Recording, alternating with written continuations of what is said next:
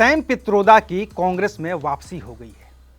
वो फिर से इंडियन ओवरसीज कांग्रेस के अध्यक्ष बन गए हैं और उनकी वापसी ने प्रधानमंत्री मोदी की उस बात पर मुहर लगा दी है जिसमें उन्होंने कहा था कि सैम की वापसी होगी। लेकिन सवाल है कि क्यों? आखिर कांग्रेस के सामने ऐसी क्या मजबूरी है कि उसे सैम पित्रोदा को न सिर्फ वापस लेना पड़ा बल्कि उन्हें इंडियन ओवरसीज का अध्यक्ष भी बनाना पड़ा? क्या भारत के बाहर कांग्रेस के पास ऐसा कोई नेता नहीं है जो उसकी विचारधारा का प्रसार कर सके?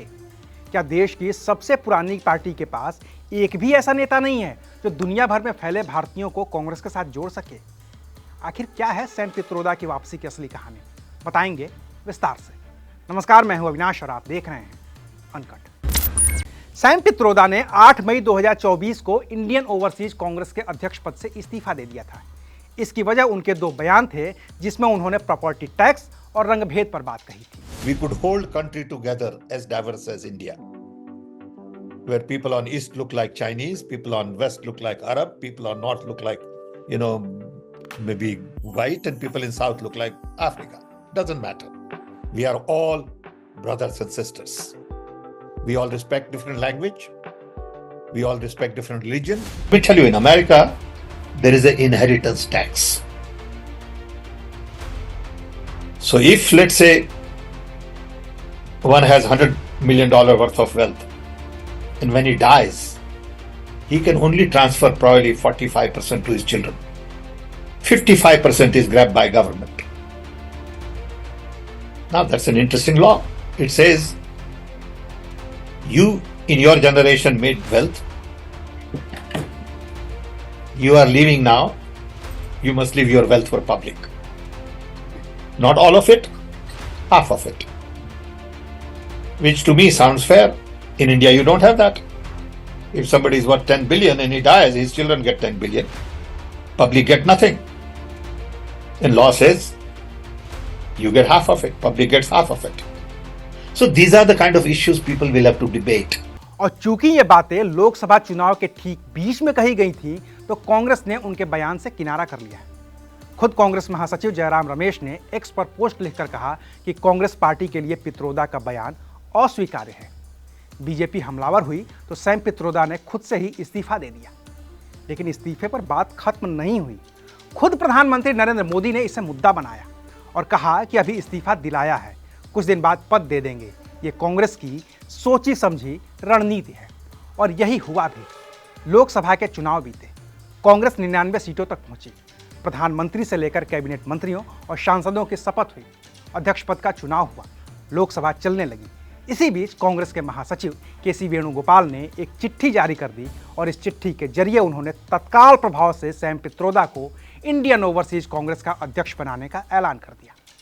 कांग्रेस महासचिव जयराम रमेश ने फिर ट्वीट कर कहा कि सैम पित्रोदा ने अब कांग्रेस से वादा किया है कि वो भविष्य में ऐसा कुछ नहीं करेंगे जिससे विवाद हो।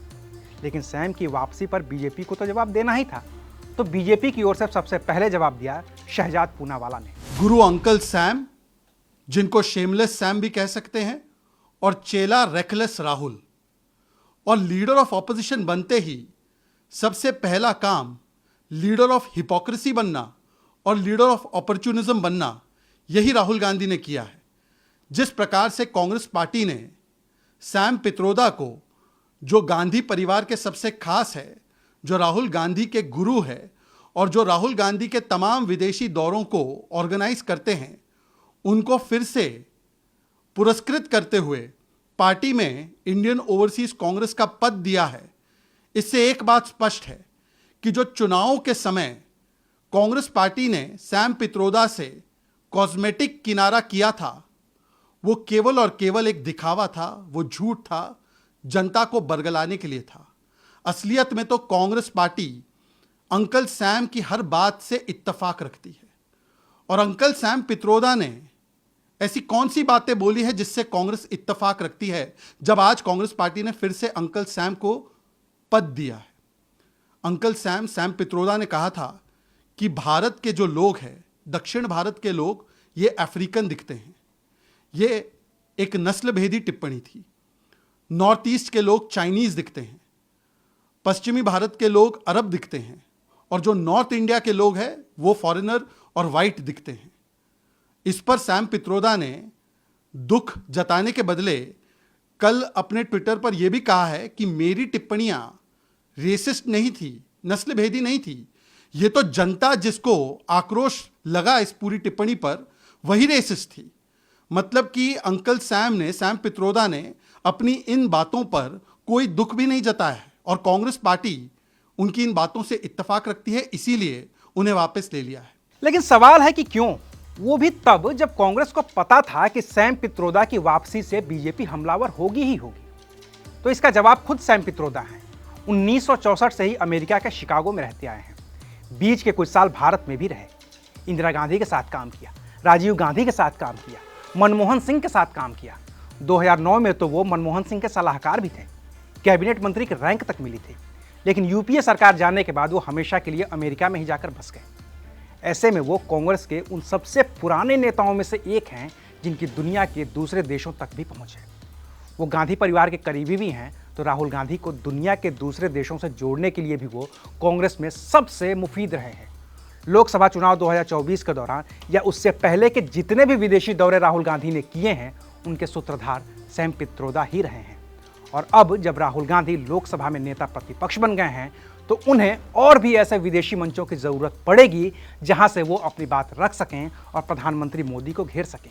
इसके अलावा राहुल गांधी की ये भी कोशिश है कि बिना सरकार में हुए भी विदेश के लोग उनको, उनकी पार्टी को और उनकी विचारधारा को माने, और इस काम में सैम पित्रोदा सबसे माहिर है।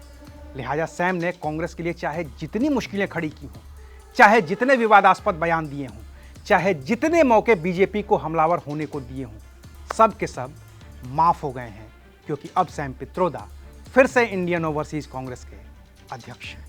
अभी के लिए शुक्रिया। आप देख रहे थे अनकट।